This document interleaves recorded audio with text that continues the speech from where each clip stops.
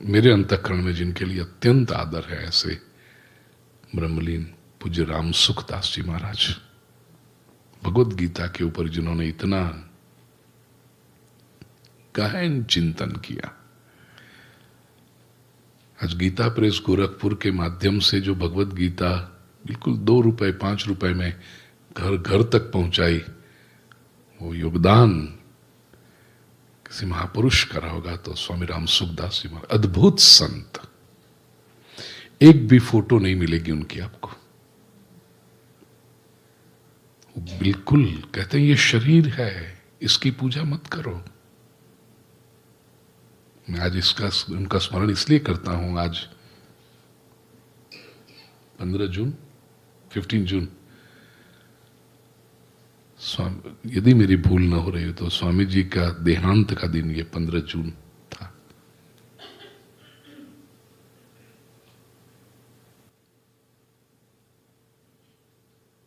मृत्यु, शरीर छोड़ा उसके 1 घंटे के भीतर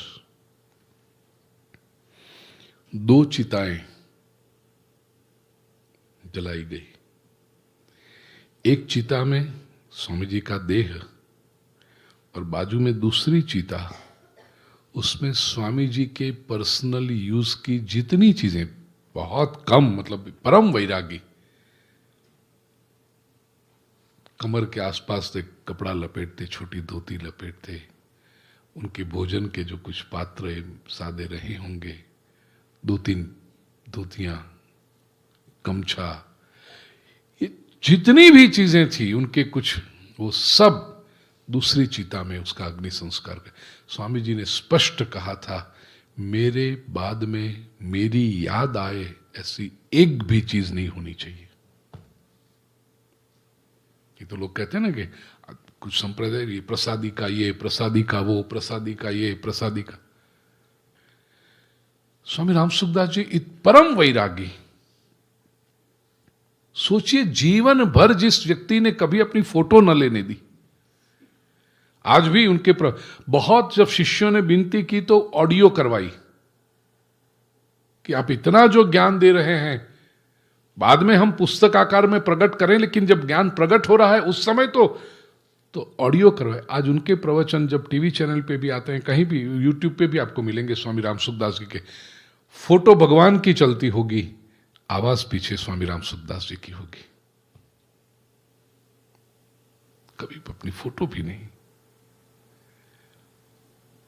अपनी, जैसे सब लोग विल करते हैं ना जीते जी कि भाई मेरे बाद में संपत्ति का ये हो।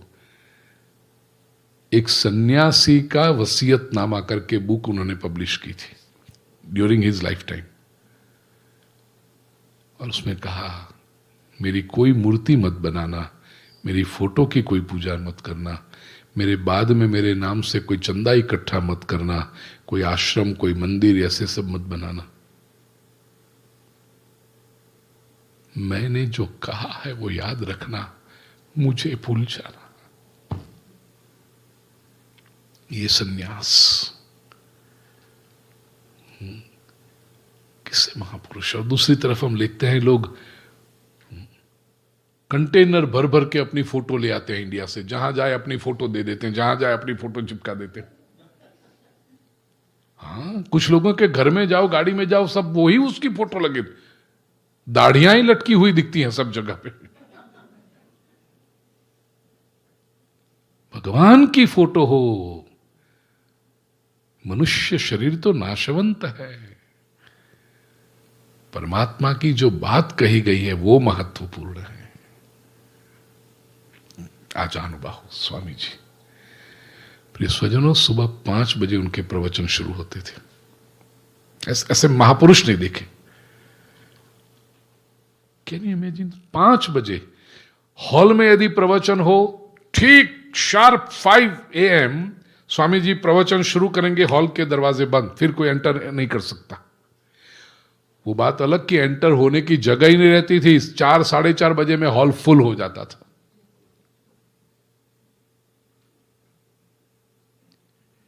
महाप्रसाद लेकर के शाम को आराम से दिन भर के कार्यक्रम से निवृत्त होकर 7:15 बजे प्रवचन शुरू करो तो भी फिर लोग 8 बजे, इनको तो कोई काम नहीं, हमें काम है ना कल।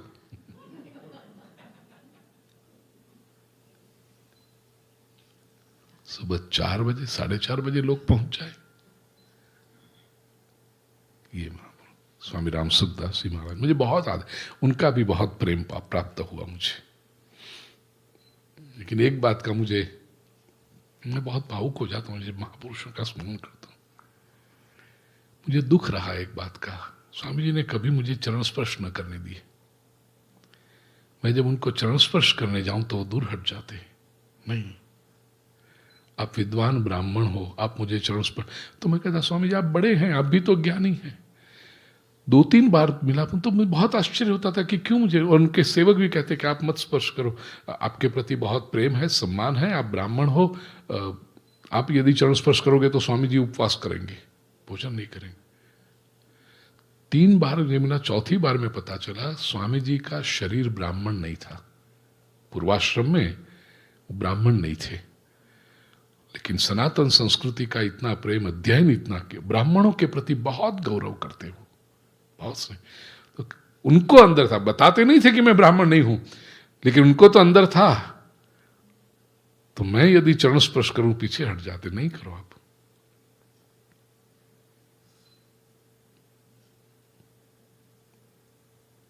सौभाग्य है जीवन का, ऐसे ऐसे महापुरुषों का दर्शन प्राप्त हुआ है, सान्निध्य प्राप्त हुआ है।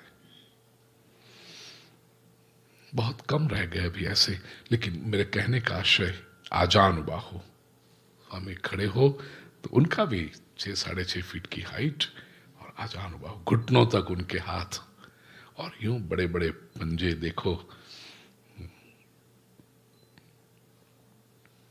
यहां पर कहा महाबाहो, अर्जुन को जो संबोधन किया है, क्यों किया है मैं समझाऊंगा, मैं क्यों इतना विश्लेषण कर रहा हूं ये महाबाहो शब्द पर।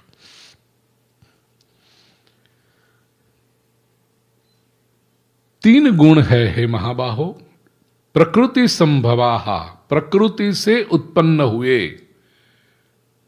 3 गुण, सत्व रज तमः इति गुणाः, ये 3 गुण हैं। क्या करते हैं वो? अव्ययम देहिनम देहे निबध्नन्ति, अविनाशी जो देही है, देही का अर्थ है जीवात्मा, भगवद गीता के 2 अध्याय में ये शब्द बार बार आया था, देही नित्यम अवध्योयम, देही देह शरीर, देही शरीर में रहने वाला आत्मा, जीवात्मा।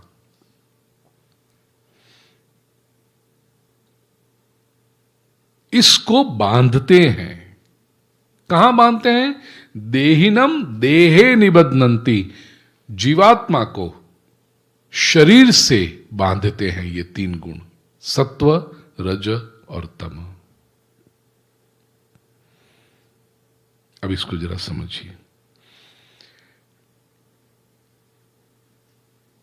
13वें अध्याय के 21वें श्लोक में भगवान श्री कृष्ण ने कहा था कि पुरुषः प्रकृतिस्थो ही भुंक्ते प्रकृतिजान गुणान। ये पुरुष जो है, जीवात्मा जो है, वो प्रकृति में रह करके प्रकृति के उत्पन्न, प्रकृति से उत्पन्न हुए गुणों को भोगता है। कारणम गुण संगोस्य सदसद योनि जन्मसु, और अस्य गुणस्य संगः सत असत योनि जन्मसु, सत असत योनि में जो जन्म होता है उसका कारण क्या है? ये गुणों से संग होना, ये गुणों से अटैचमेंट होना। तो ये सत्व रज तम, ये गुणों के कारण मनुष्य का जो जन्म होता है वो हो रहा है। इतना बताया कि गुणों के संग से मनुष्य का सत असत ऐसा जन्म होता है, लेकिन वो गुण कौन से हैं, क्या है, वो तो बताया नहीं। इसलिए अब यहां 14वें अध्याय में गुणत्रय विभाग योग में विशेष करके 5वें श्लोक से कौन से गुण हैं जिसके कारण हमारे अगले जन्म निर्माण होते हैं, it's so important to know, क्योंकि हमारी जो आगे की जर्नी है बर्थ्स एंड डेथ की या तो रीबर्थ्स की, वो इसी पे आधारित है। ये जो प्रश्न होता है कि भाई एक व्यक्ति सुखी दूसरा नहीं सुखी, एक व्यक्ति का मन शांत दूसरे का मन हमेशा उबलता हुआ, एक क्रोधी एक शांत एक उदार एक कंजूस, ये सब क्यों है? एक ही परिवार में एक ही वातावरण में रहते हुए लोगों के भी स्वभाव में कितना वैरायटी है उनकी। जीवन में सुख दुख क्यों आते हैं? ये सारे जो कारण हैं, ये शरीर ऐसा ही क्यों मिला, माता पिता ये ही क्यों मिले, सारा जो खेल है वो गुणों के संग से है, गुणों की आसक्ति से है। सत्व है, रज है, तम है। तो यदि हम इसको ठीक से समझ लें, अभी तक तो जो हुआ हुआ, कम से कम आगे की यात्रा को तो सुलभ कर लें, सरल कर लें। इसलिए भगवान यहां पर बता दें, निबध्नन्ते, बांधते हैं। श्रीमद आदि शंकराचार्य जी ने कहा, अब बांधेंगे कहां? एक तरफ कहते हो अव्ययम देहिनम, देही जो जीवात्मा है तो अव्यय है, अविनाशी है, उसको कहां बांधोगे? आत्मा तो मुक्त है और ये जीवात्मा आत्मा का ही तो स्वरूप है, आत्मा का ही अंश है। ममैवांशो जीवलोके। तो जो आत्मा अव्यय है, अविनाशी है, स्वभाव से मुक्त है, उसको कैसे बांधते हैं? तो श्रीमद आदि शंकराचार्य जी ने अपने भाष्य में बहुत सुंदर समझाया, निबध्नन्ति इव, बांधते नहीं हैं लेकिन बांधे हुए हैं ऐसा अनुभव कराते हैं। आत्मा है तो मुक्त, और जो मुक्त आत्मा है उसको बांध नहीं सकते आप। तो क्या होता है? बांध सकते नहीं हैं लेकिन बंधे हुए हैं ऐसा अनुभव, ऐसी भ्रांति ऐसा कराते हैं।